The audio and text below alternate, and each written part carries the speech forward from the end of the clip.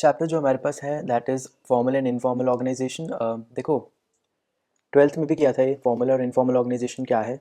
जहाँ पे भी ऑर्गेनाइजेशन के अंदर आपने कोई रूल्स या मैनेजर्स ने कॉन्शियसली डेलिबरेटली जानबूझ के जानते हुए रोल्स हैं रिलेशनशिप्स हैं वो मैनेजर्स ने अपने आप जानबूझ के जानते हुए बनाए हैं क्रिएट किए हैं। या इसके कंट्रास्ट में, ये तो फॉर्मल था, इसके कंट्रास्ट में अगर आप देखो कुछ रोल्स या कुछ रिलेशनशिप्स ऑर्गेनाइजेशन में ऐसे बन जाते हैं, जैसे मैंने बोला बन जाते हैं यानी क्रिएट हो किए नहीं जाते बट क्रिएट अपने आप हो जाते हैं। डेलिबरेटली कॉन्शियसली क्रिएट हुए नहीं, अपने आप हो गए। दैट इज़ इनफॉर्मल ऑर्गेनाइजेशन, यानी कि वो रोल्स और रिलेशनशिप्स जो अपने आप बन गए। ठीक है, डिटेल में करते हैं, देखो समझ में आएगा फिर। फॉर्मल ऑर्गेनाइजेशन यानी ऑफिशियल या prescribed structure of roles and relationships consciously या डेलिबरेटली क्रिएटेड बाय मैनेजमेंट, यानी मैनेजमेंट ने क्रिएट किए हैं इन एन ऑर्गेनाइजेशन। अब नीड क्या है फॉर्मल ऑर्गेनाइजेशन की, तो देखो ये तो ऑब्वियसली बात है कि ये रोल्स और रिलेशनशिप, ये स्ट्रक्चर वगैरह ये हम क्यों क्रिएट कर रहे थे, ताकि कन्फ्यूजन दूर हो, एम्बिग्विटी दूर हो, क्लैरिटी आए रिलेशनशिप्स में, राइट। सो इसको आप ये भी लिख सकते हो कि क्लैरिटी है ना, यानी कि to bring clarity.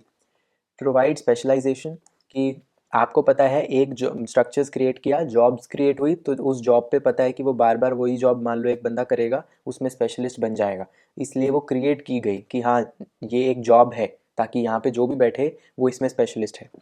Provide stability to the firm, stable रहेगी ना, मान लो पता ही नहीं है किसको किसका क्या रोल है, अपने आप बोला कि डिसाइड करके जो अच्छा लगता है वो कर लो, क्या फर्म स्टेबल हो पाएगी इस टाइम, नहीं हो पाएगी। Provide clear path for promotion, ये तो है ही, मान लो स्ट्रक्चर मैं कुछ ऐसा सा बना रहा हूँ, तो मुझे प्रमोशन का स्ट्रक्चर दिख रहा है ना, कि मान लो एक बंदा यहाँ है, उसे पता है कि मुझे कौन सी सीढ़ी चढ़नी है यहाँ तक पहुँचने के लिए, कि पहले यहाँ से फिर यहाँ आऊँगा, फिर यहाँ से यहाँ आऊँगा, फिर यहाँ से यहाँ आऊँगा, फिर यहाँ पहुँचूँगा, है ना। तो उसे पता है प्रमोशन का पाथ क्या है। So path for promotion is described by formal organisation की वो जो स्ट्रक्चर क्रिएट करेंगे हम। This is formal. अब आ जाओ इनफॉर्मल पे। इनफॉर्मल ऑर्गेनाइजेशन का मतलब कुछ अनऑफिशियल रोल्स या ऐसे structure, unofficial structure of roles and relationships that arise naturally. जैसे मैंने बोला ना, क्रिएट किए नहीं गए, ये अपने आप बन गए, नेचुरली क्रिएट हो गए, without conscious sanction bye management, यानी कि कोई स्टैम्प पेपर पे लगा के अथॉरिटी ऑफिशियल नोटिस आके कुछ स्ट्रक्चर वैसा नहीं बना, मैनेजमेंट ने नहीं बनाया, कोई सैंक्शन ही नहीं किया मैनेजमेंट ने कोई क्रिएट नहीं किया। वो चीज़ें जो अपने आप बन गई वो इनफॉर्मल में आती हैं। जैसे कुछ दोस्त बन जाते हैं, है ना, या मान लो कोई अपने आप कोई ग्रुप बन जाता है, कि मान लो नॉर्मल ऑर्गेनाइजेशन चल रही है बट दो डिपार्टमेंट्स के दो लोग में दोस्ती बन गई अपने आप ही, मिलते हैं, है ना। कई बार होता है जैसे टी कॉफ़ी ब्रेक्स होते हैं, लंच ब्रेक्स होते हैं, तो उस ब्रेक के टाइम वो मिल लिए, या पार्किंग स्लॉट्स में मिल लिए, या आते हुए मिल लिए, या किसी और प्रोजेक्ट में उन दोनों को साथ कर दिया गया इसलिए, या वो पहले से ही जानते थे, या वो सेम शहर के हैं इसलिए, या उनका बिहेवियर सेम सा है इसलिए, कुछ भी रीज़न की वजह से अपने आप कुछ रिलेशंस या रोल्स बन जाएं, दैट इज़ इनफॉर्मल ऑर्गेनाइजेशन। तो इसका structure is made of small informal groups, छोटे छोटे informal groups, each having a group leader, एक लीडर होगा, members of primary group, main group का members, and people in fringe and outer areas. ठीक है, यानी कि चार वो हो गए, एक तो लीडर, एक प्राइमरी वाला जो ग्रुप है, एक फ्रिंज सर्कल और एक आउटर सर्कल। ठीक है, leader is not formally elected. अब ये तो आपको पता होना चाहिए, इनफॉर्मल ऑर्गेनाइजेशन में या जैसे क्लास में भी कोई ग्रुप बन जाता है, उसमें अनसेड सा कई बार लीडर बन जाता है, कि है ना ये ग्रुप को लीड करता है, मतलब ये सब संभालता है, ग्रुप को साथ लेके चलता है। तो क्या वो लीडर इलेक्ट हुआ था? नहीं, है ना, बस अपने आप बस मान लिया, या लोगों ने बस एक अनसेड सा बन जाता है वो लीडर। सो वो भी नेचुरली बना, कोई इलेक्टेड नहीं है वो, and has it status because others listen to his opinion, सब उसकी सुनते हैं इसलिए वो लीडर है, या सजेशन सुनते हैं। तो अब इसमें 3 सब ग्रुप्स आ गए, मतलब एक स्ट्रक्चर में इनफॉर्मल ऑर्गेनाइजेशन के 3 सब ग्रुप्स हैं, एक तो इनर ग्रुप, एक फ्रिंज मेंबर्स, एक आउटर ग्रुप। ठीक है, तीनों को एक डिटेल में पढ़ते हैं। पहले जैसे ये दे रखा है ना फिगर, इससे समझो क्या दे रखा है। अच्छा पहले मैं समझा देता हूँ क्या है, फिर देखते हैं। ये इनर ग्रुप यानी कि क्लोज ग्रुप, समझ रहे हो, जैसे कि इनफॉर्मल ऑर्गेनाइजेशन है, उसका हार्ट बोलते हैं, कि हार्ट ऑफ इनफॉर्मल ऑर्गेनाइजेशन, यानी बहुत सबसे क्लोज, कि मतलब 4 दोस्त हैं जो बहुत गहरी दोस्ती जिनमें आ गई, इनको तो कोई अलग ही नहीं कर सकता। तो ये मिलके अपना ग्रुप बड़ा करते हैं, लेकिन मेन यही 4 लोग हैं। तो यानी कि heart of the informal organization, close people with similar work या वर्क लोकेशन या वैल्यूज, मतलब कुछ भी सिमिलर है इसलिए वो बन गए दोस्त, क्लोज बन गए। Sets the tone it's membership, यानी कि ग्रुप की मेंबरशिप होगी क्या, मतलब किसको ग्रुप में रखना है किसको नहीं रखना है, यही क्लोज वाले लोग डिसाइड करते हैं।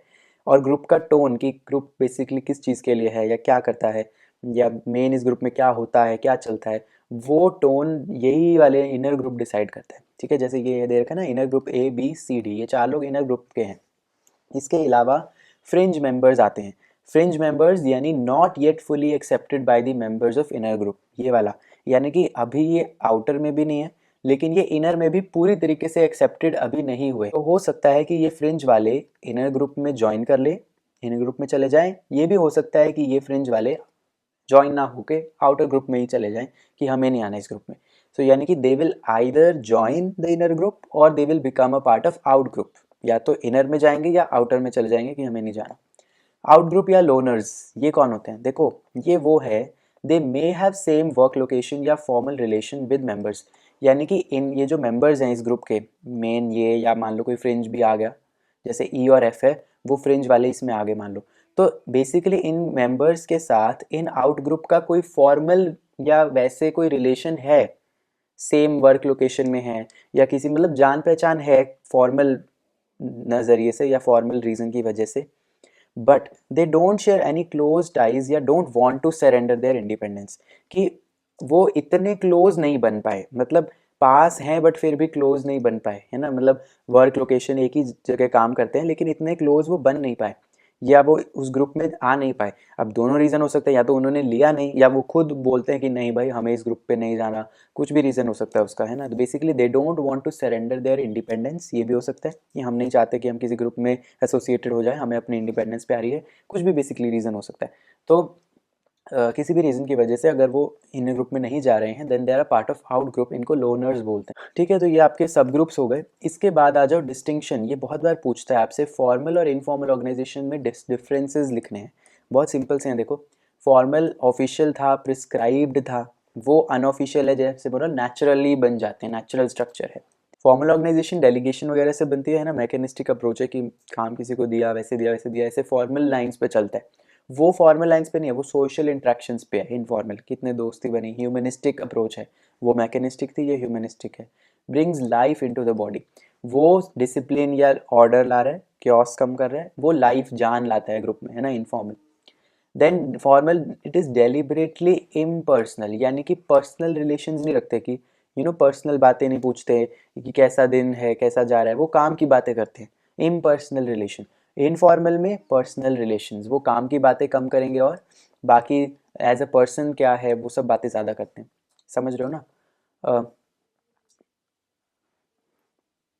इसके बाद formal organisation, it is hierarchical और pyramid shaped and bureaucratic in nature, वो वाला कोई डेफिनेट शेप नहीं है, कोई डिवीजन नहीं है, स्ट्रक्चर नहीं है, कोई डिफाइन नहीं है, इल डिफाइंड है।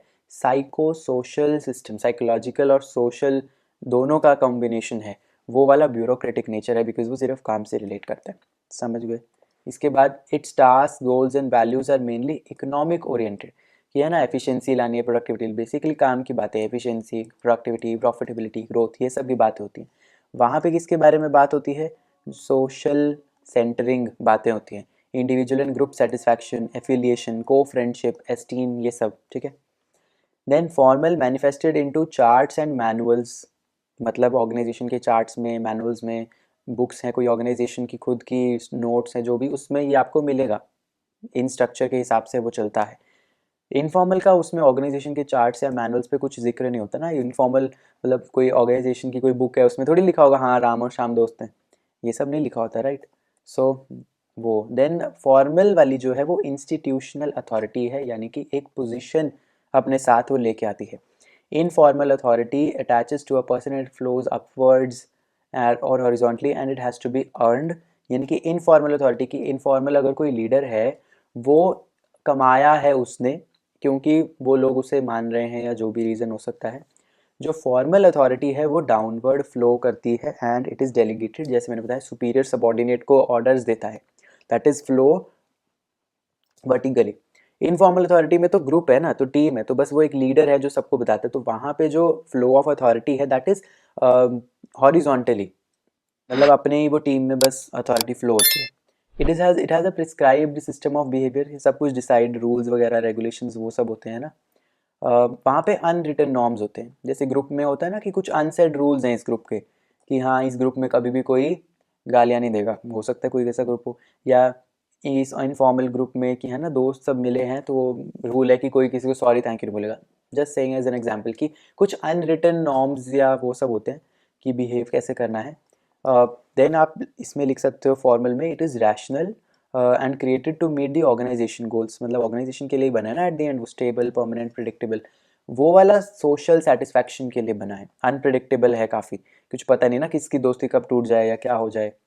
Then every individual belongs to one group and one work group and group membership is rigidly defined, मतलब प्रॉपर डिफाइंड होती है किसका क्या काम, किसका किससे लेना देना है, ये इससे रिपोर्ट करेगा, ये इसको अथॉरिटी देगा, ये इसका डेलीगेशन, ये इसका कम्युनिकेशन, सब कुछ लिखा हुआ स्ट्रक्चर बेस्ड है, मतलब काम से रिलेटेड है भाई, जैसे मैं हमेशा बोला है अभी। दूसरे वाले में इनफॉर्मल में it one person can be a member of several informal groups of his choice. अब ऐसा इनफॉर्मल में नहीं था ना, सॉरी फॉर्मल में नहीं था कि एक बंदा दो फॉर्मल ग्रुप्स के पार्ट है, वो तो नहीं होगा, लेकिन हाँ एक बंदा दो फ्रेंडशिप वाले ग्रुप्स के पार्ट हो सकता है।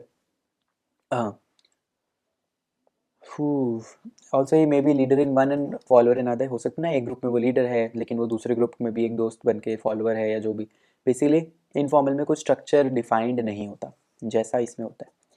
इसके बाद आता है ये क्या हो गया, causes of emergence of informal groups, या इसको तुम बोल सकते हो बेनिफिट्स ऑफ इनफॉर्मल ग्रुप्स या इनफॉर्मल ऑर्गेनाइजेशन टू मेंबर्स, यानी कि एक इनफॉर्मल ऑर्गेनाइजेशन का उसके मेंबर्स को क्या फ़ायदा है, या ये भी बोल लो कि फ़ायदा है इसीलिए वो इनफॉर्मल ग्रुप बनाते होंगे लोग। तो इनफॉर्मल ग्रुप क्यों बनाते हैं, यानी इनफॉर्मल ग्रुप क्यों बनते हैं, यानी causes of emergence of informal groups, एक ही बात है। तो क्या लिखोगे, पहला रीज़न तो यही है सोशल सेटिस्फैक्शन के लिए, है ना, कि सबको फ्रेंडशिप्स की ज़रूरत है, कोई बातचीत करने के लिए चाहिए, है ना, जो नॉर्मल बातचीत कर पाया जहाँ वर्क प्लेस में जा रहे हो। सेंस ऑफ बिलोंगिंग, अपनापन थोड़ा लगे, है ना, कि ये ना लगे यहाँ बस अनजान से लोगों के बीच में काम कर रहा हूँ। इमोशनल सपोर्ट चाहिए होता है बहुत बार कि है ना काम में थोड़ा वो पर्सनल लाइफ अच्छी नहीं चल रही या काम में थोड़ा सपोर्ट कम मिल रहा है, तो एक इमोशनल सपोर्ट हो जाता है कि आपके पास दोस्त हैं आपके काम वाली जगह पे। सोशल कंट्रोल, कि आपको एक सोशल वर्क स्पेस में रह रहे हो आप जहाँ काम कर रहे हो, सो वहाँ पे बहुत ज़रूरी है कि एक सोसाइटल एक वो रहे कि नॉर्म्स कैसे फॉलो करने हैं, कैसे रहना है, कैसे बिहेव करना है, वो सोशल कंट्रोल रखता है आपका इनफॉर्मल ग्रुप। देन कम्युनिकेशन, बातचीत, वही कि आप कम्युनिकेट ईजिली कर पाते हो। मान लो कोई ग्रुप है जो कि दोस्त भी बन गया है और वो वर्क में भी एक ही ग्रुप है, तो ज़्यादा अच्छे से कम्युनिकेशन होगा एज़ कम्पेयर टू स्ट्रेंजर्स के बीच में अगर कोई काम कर रहे हैं ना, मतलब कोई काम करना है, कोई टीम बनाई, एक टीम बनाई जो ऑलरेडी दोस्त थे, एक टीम बनाई कंप्लीट स्ट्रेंजर्स की, तो हो सकता है दोस्ती जिनमें ऑलरेडी थी वो ज़्यादा अच्छे से कर पाएँ, क्योंकि अगेन उनको पहले से ही एक दूसरे से कम्युनिकेशन कैसे करनी है, कैसे एक दूसरे को हैंडल करना है, कौन कैसी बातें ज़्यादा समझता है, वैसी लैंग्वेज में वो समझाएंगे, तो ज़्यादा काम अच्छा तब होगा जब वो ऑलरेडी जानते होंगे। सो इनफॉर्मल ग्रुप का ही फ़ायदा है ये। हेल्प इन वर्क या जॉब, ये तो है ही, मान लो आपके दोस्त हैं, आपको काम में थोड़ी मदद चाहिए, वो काम कर देंगे आपका, या मान लो काम में आपको सिखा देंगे कि ऐसे करना है वैसे करना है, तो आपके काम में मदद मिलती है आपको अगर आपके इनफॉर्मल ग्रुप्स वहाँ पे कोई बने हुए हैं। Then benefit of informal groups to management, कि देखो अब ये तो पता लगा लिया कि ठीक है नॉर्मल जो लोग हैं वो इनफॉर्मल ग्रुप्स इसलिए बनाते हैं क्योंकि उनको खुद को फ़ायदा है, लेकिन मैनेजमेंट को भी फ़ायदा है कि लोग इनफॉर्मल ग्रुप्स बना रहे हैं। ऐसा कैसे, कोऑपरेशन, जब जब कोई इनफॉर्मल ग्रुप में है वो सबके साथ डील करना सीख रहा है, वो कॉपरेशन सीख रहा है धीरे धीरे, क्योंकि वो जान रहा है कि मेरे को चार पांच लोगों में बैठ के कैसे बात करनी है, कैसे काम करना है, कैसे कम्युनिकेट करना है, कैसे कोऑर्डिनेट करना है, तो वो कॉपरेशन जो है वो तभी आती है जब इनफॉर्मल ग्रुप्स का एक वो पार्ट हो, तो बेटर ईजी हो जाता है बेसिकली कि हाँ उसे पता है लोगों से कैसे डील करना है, क्योंकि वो इनफॉर्मल ग्रुप में भी है वैसे बात करता है, तो कॉपरेशन आती है। कॉपरेशन में ये भी आप लिख सकते हो कि जो मैनेजमेंट है, कई बार वो जो मैनेजमेंट के जो सॉरी ग्रुप्स के लीडर्स वगैरह होते हैं उनके साथ डील करना इजी हो जाता है, क्योंकि वो लीडर्स है या किसी इनफॉर्मल ग्रुप के जो मेंबर्स हैं वो अच्छे से कॉपरेट करेंगे अगर मैनेजमेंट उनको अपना दोस्त बना के रखे, है ना, कि मैनेजमेंट ने अगर कोई इनफॉर्मल ग्रुप से अपना बना रखे है फ्रेंडशिप वगैरह, तो इट बिकम्स ईजी कि वो कॉपरेट करते हैं ना, कि ये तो अपना ही बंदा है, तो मैनेजर अगर उनके साथ अच्छे टाइज बना के रखेगा तो it is better. Than less managerial workload, management का खुद का काम कम हो जाएगा अगर, क्योंकि मैनेजमेंट का काम क्या है, लोगों से काम निकलवाना, और लोगों से काम निकलवाना बिकम्स ईजी अगर वो इनफॉर्मल ग्रुप में है, या मतलब, क्योंकि मैनेजर की आधी सिरदर्दी तो यही है ना कि कैसे मैं इंश्योर करूं कि मोटिवेटेड रहें लोग, लेकिन वो काम तो इनफॉर्मल ग्रुप्स ने कर दिया कि दोस्त इमोशनल सपोर्ट चाहिए होता है वही दे देते हैं, या काम में मदद चाहिए होता है वही दे देते हैं, तो मैनेजर का काम कम हो गया। प्लस मैनेजमेंट का जैसे काम होता है एम्प्लॉयज़ को मोटिवेटेड रखना, बट अगर कोई इनफॉर्मल ग्रुप में है तो वो इनफॉर्मल ग्रुप ही इंश्योर कर लेता है ना कि हाँ हमारा ग्रुप का मेंबर मोटिवेटेड रहे, काम में अच्छे लगा मन लगा के काम करे। सो मैनेजर का काम वो भी सिरदर्दी रह गई उसकी, मतलब सिरदर्दी नहीं रही, क्योंकि मोटिवेटेड अब वो ऑलरेडी है। सो मैनेजमेंट के कुछ काम अपने आप ही इनफॉर्मल ग्रुप कर देते हैं, तो इसलिए ज़रूरी नहीं होता, तो मैनेजमेंट का वर्कलोड कम हो गया। देन एम्प्लॉय कम्युनिकेशन, ये तो मैंने बताया कि इनफॉर्मल ग्रुप्स में इनफॉर्मल कम्युनिकेशन होता है, लेकिन वो भी ज़रूरी है और वो भी काम का है, क्योंकि इनफॉर्मल कम्युनिकेशन से मान लो कोई नॉर्मली बात पहुंचानी है मैनेजमेंट को, तो फॉर्मली अथॉरिटी कई बार ना होता है कि यार टॉप मैनेजमेंट इसको अप्रूव करेगा या नहीं करेगा, या पहुंचा सकते हैं या नहीं, ऑफिशियल बताना हो कुछ तो 10 बार सोचना पड़ता है, लेकिन इनफॉर्मल में चल बता देते हैं। सो इनफॉर्मल कम्युनिकेशन कई बार यूज़फुल भी हो जाते हैं ना, कि ज़्यादा कोई नॉर्मली बस बात पहुंचानी तो वो सीधा बता दी इनफॉर्मल कम्युनिकेशन की फॉर्म में। Then filling the gaps in managerial abilities, जैसे मैंने बताया कि कुछ गैप्स अगर मैनेजमेंट की कोई कमी रह भी गई तो वो इनफॉर्मल ग्रुप कर देते हैं। जैसे मैनेजमेंट केपेबल नहीं रहा मोटिवेट करने का एम्प्लॉय को, इनफॉर्मल ग्रुप में कर दिया। मैनेजमेंट नहीं इनफ रहा, उसको इमोशनल सपोर्ट ज़रूरी था जो देने को, तो इनफॉर्मल ग्रुप ने दे दिया। या मैनेजमेंट प्रॉपरली उसको काम सिखा नहीं पा रहा, तो इनफॉर्मल ग्रुप ने सिखा दिया। तो बेसिकली इनफॉर्मल ग्रुप साथ उसके रहता है, तो इट्स बेटर, बिकॉज वो मैनेजमेंट की कमियां एक तरह से छुपा देते हैं कि मैनेजमेंट नाकाम रही जिस चीज़ में, वो इनफॉर्मल ग्रुप ने कर दिखाया। Then stability and strengthening of the work groups, ये तो है कि जो वर्क ग्रुप्स है वो ज़्यादा स्टेबल और स्ट्रेंथनड रहता है अगर मजबूत रहता है, अगर उसमें मान लो इनफॉर्मल ऑर्गेनाइजेशन बन रही है या इनफॉर्मल ग्रुप भी बन गए या उन्हीं में दोस्ती हो गई जिनमें काम करना है, then your work group will become strengthened, because वो ज़्यादा स्ट्रॉन्ग बन चुका है, क्योंकि वो काम अच्छे से कर रहा है, बिकॉज कॉपरेशन, कम्युनिकेशन, मोटिवेशन, ये सब वो अच्छे से कर पा रहे हैं, है ना, ज़्यादा बेटर तरीके से हो पा रही है। बट ये तो था बेनिफिट्स, हमने दोनों मेंबर्स के लिए और मैनेजमेंट के लिए कर लिया। अब आ जाओ लिमिटेशंस पे, कि देखो कई बार इनफॉर्मल ग्रुप्स जो है कुछ नुकसान भी होते हैं उसके। क्या? रेजिस्टेंस टू चेंज, कि नॉर्मली शायद एक इंसान जो चेंज कुछ लाने को मैनेजमेंट ने बोला वो पहले ले आता एम्प्लॉय, लेकिन उसके इनफॉर्मल ग्रुप ने मान लो उसको भड़का दिया या बोला नहीं हम तो नहीं मानेंगे, हमारी मांगे पूरी करो, ये करो वो करो, ये ऐसे क्यों कर रहे हो, या ये मत करो, चेंज मत लाओ। वो इनफॉर्मल ग्रुप का थोड़ा प्रेशर आ जाता है, फिर रेजिस्ट करते हैं, फिर वो चेंज को हेजिटेट हो जाते हैं कि चेंज नहीं लाना। तो then that is a limitation, कि वो रेजिस्ट करते हैं, चेंज नहीं ला पाते, जो कि ज़रूरी है अडेप्टिव एनवायरनमेंट, डायनेमिक एनवायरनमेंट के लिए।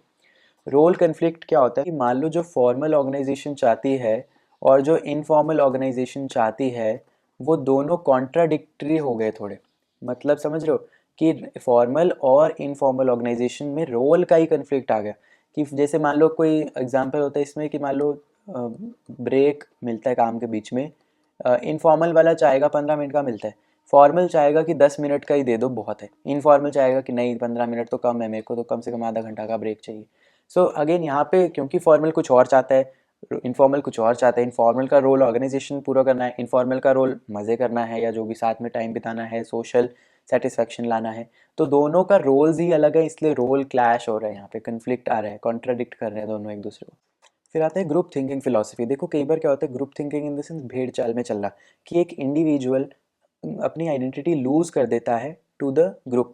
कि मान लो वो चाहता है खुद कुछ और होता, लेकिन ग्रुप के चक्कर में आके, ग्रुप के बहकावे में आके उसने खुद जो चाहता अपनी आइडेंटिटी खो दी, और ग्रुप के पीछे पीछे चलने लगा कि हाँ मेरा ग्रुप यही बोल रहा है तो मैं भी यही चाहूँगा। तो वो फिलॉसफी, उसका माइंडसेट जो है वो ग्रुप के पीछे पीछे चलने का हो जाता है। That is not healthy thing, right.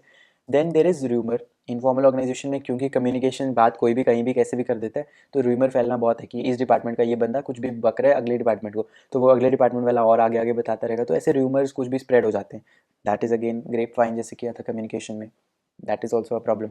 सब ऑप्टिमाइजेशन ऑफ नॉर्म्स, बेसिकली ये क्या होता है कि ग्रुप के ना खुद कुछ नॉर्म्स बन जाते हैं। ग्रुप नॉर्म्स की बात हो रही है यहाँ, कि जो इनफॉर्मल ग्रुप है वो अपने कुछ अनसेड रूल्स, जैसे मैं बोलता हूँ ना, नॉर्म्स, बिलीव्स, खुद उसके खुद कुछ होते हैं बिलीव्स। अगर इंडिविजुअल ज़रा भी उस नॉर्म से हट के कुछ काम कर रहा होगा, उस ग्रुप, उसको ना माना नहीं जाएगा कि वो ग्रुप में ये एक अच्छा मेंबर है। तो वहाँ पे बेसिकली ये होता है कि ऑप्टिमाइज अगर कोई नहीं कर रहा है as per the group norms, then he is may be no longer the part of group. अब यहाँ पे ये भी हो जाता है कि क्योंकि वो चाहेगा कि मेरे को इस ग्रुप में रहना है तो मेरे को ग्रुप नॉर्म्स को फॉलो करना है। अब ग्रुप नॉर्म्स हमेशा ऑर्गेनाइजेशनल नॉर्म्स के साथ साथ तो चलेंगे नहीं, तो कई बार ग्रुप नॉर्म्स में मान लो ऐसा कुछ है कि अगर प्रोडक्टिविटी वो कम कर देता है, बिकॉज अगेन वो चाह रहा है ना कि ब्रेक ज़्यादा मिले, सोशल चीज़ें ज़्यादा हों, एक्चुअल काम की बातें कम होती हैं, तो वहाँ प्रोडक्टिविटी कम हो जाएगी नॉर्मल जो ग्रुप है उसकी, मतलब जो नॉर्मल ऑर्गेनाइजेशन है उसकी। तो ये जो ग्रुप नॉर्म्स कई बार होते हैं ये ओवर राइड या ओवर रूल कर देते हैं ऑर्गेनाइजेशन के रूल्स या ऑर्गेनाइजेशन के नॉर्म्स या ऑर्गेनाइजेशन के टारगेट्स। तो यहाँ पे ऑर्गेनाइजेशन के जो नॉर्म्स हैं उनमें थोड़ा सेक्रीफाइस हो जाता है, which is again not a good thing. तो वो भी एक आप लिमिटेशन में लिख सकते हो। ऑलराइट, आगे चलो, एक लास्ट टॉपिक यहाँ पे आता है which is how to handle the informal groups. कि भैया इनफॉर्मल ग्रुप्स अगर बन रहे हैं तो हम उसका क्या करें, कैसे हैंडल करें उनको। तो इसमें भी प्रॉपर एक आंसर है, ठीक है, देखते हैं क्या है। पहला, manager can win over the informal group. कि भाई मैनेजमेंट जो है इनफॉर्मल ग्रुप्स का दिल जीत के रखे, इनफॉर्मल ग्रुप्स की गुड बुक्स में रहे।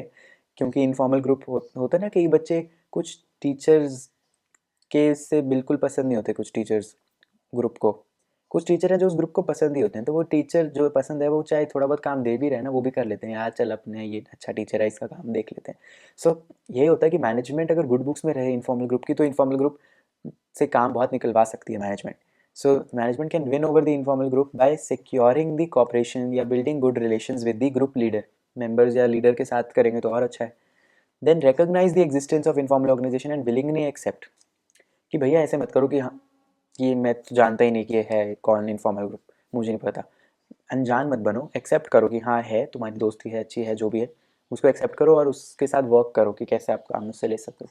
Considering the consequences of action of group on the informal group. की मैनेजमेंट देखे कि यार मैं अगर कोई डिसीजन ले रहा हूँ उसका मैं सिर्फ फॉर्मल ग्रुप पे इम्पैक्ट ना देखूँ, क्या क्या उसका कंसिक्वेंसेज होंगे, इनफॉर्मल ग्रुप पे भी देखूँ कि इसके कंसिक्वेंसेज क्या क्या हो सकते हैं। Then integrating interest and maintaining equilibrium. कि भैया फॉर्मल और इनफॉर्मल दोनों, जैसे मैंने बोला, अलग अलग रोल्स पे चलते हैं। फॉर्मल ग्रुप चाहता है काम की बातें हों, इनफॉर्मल ग्रुप चाहता है सोशल वाली ज़्यादा बातें हों। सो दोनों में बैलेंस इक्विलिब्रियम बना के रखना ज़रूरी है। Then fighting firmly and consistently with rumours, ताकि रूमर्स ज़्यादा नेगेटिव काम ना करे अपना।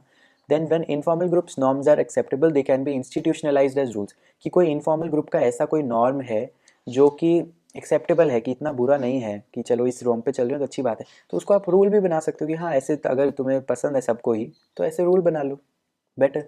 Desirable patterns of informal groups can be incorporated into formal structure. कि इनफॉर्मल ग्रुप में जैसे कोई पैटर्न है कि जैसे दो लोग हैं वो उनकी बहुत अच्छी दोस्ती है, या मान लो चार पांच लोगों की अच्छी सी दोस्ती है, तो उनको आप एक ही टीम में बना दो, फॉर्मली ही, मतलब फॉर्मल स्ट्रक्चर में ही वही टीम बना दो, है ना। तो दैट विल बी लाइक कि इनफॉर्मल का कोई पैटर्न फॉर्मल में भी आपने डाल दिया, बिकॉज जितना वो दोनों कोइंसाइड करेंगे फॉर्मल इनफॉर्मल, उतना it is better. So that is how management can handle informal groups. This was formal and informal organization का टॉपिक, दोनों सारे टॉपिक्स मैंने इसमें कवर करा दिए, इसके बाद आई डोंट थिंक कुछ आएगा।